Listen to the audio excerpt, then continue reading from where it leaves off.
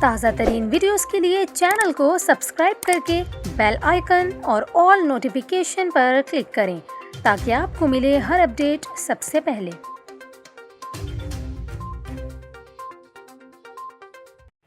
اور یہاں پر آپ کو خبر دیں، شہر قائد میں گرمی نے ڈیرے ڈال دیے۔ محکمہ موسمیات ارلی وارننگ سینٹر نے پیشگوئی کی ہے کہ 3 روز کے دوران کراچی میں مطلق گرم اور خشک رہنے کی توقع ہے۔ محکمہ موسمیات کے مطابق گرمی کا پارہ 3 روز کے دوران 35 سے 38 ڈگری کے درمیان رہے گا، جبکہ رات سے صبح شمال مغربی اور شام میں جنوب مغربی ہوائیں چلنے کا امکان ہے۔